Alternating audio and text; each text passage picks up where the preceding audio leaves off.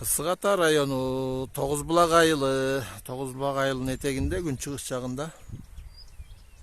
Ошо Тогуз Булак айылынын кыштоосу болот экен да, күздөөсү. Ошол жер. Сонун жер экен. Апапак болуп гүл ачкандар, ошо жийде окшойт.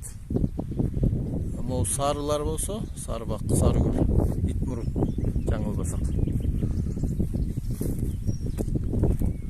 Тиги могу тоолордун ар жагы Эпкин, Сынташ, Юровка дегендер ушакта дейт да. Тогуз Булак, анын жанындагы айылдар ушул айылга ушу кыштоо малын кыштатып чыгышат экен да.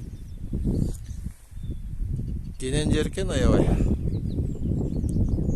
Азыр болуп турган убак экен.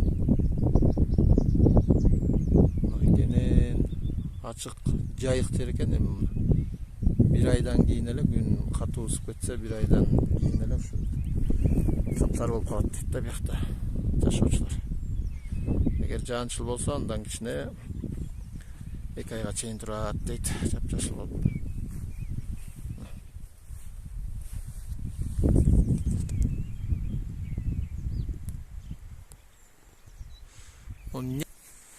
Жийдеби, четинби? Четин ушундай бийик өсөбү? Долоно отурбайбы? Долоно? Долоно деген бакпа? Долоно? Кушу болуп турбайбы, долоно? Могу эмеси бутагын айтып атат, бышык болчу эле мунун, Iya. Долоно. Өзү эмнеге пайда болду экен? Долоно бул дагы эмеге жанакы көбүнчө аялдарга эмеде, дарыда. Аялдарга? Айлыгы келип калат го. Келген убакта токтобой калат да. Ошо токтун ушуну жесе луп калат экен. Бышкан кезде деңиз. Мына бул жерде коен көрдүк. Коен жана башкалары көп болсо керек, ошон үчүн бул жерде внимание, всякая охота запрещено деп атайын белги менен жазып коюптур, кыргоолдун сүрөтүн тартып туруп.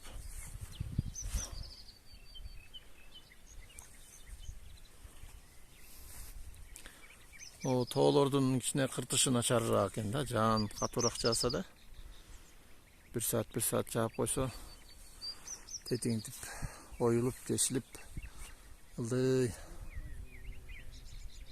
алып кетет экен да, топурактарычы. Ошондой айтышты.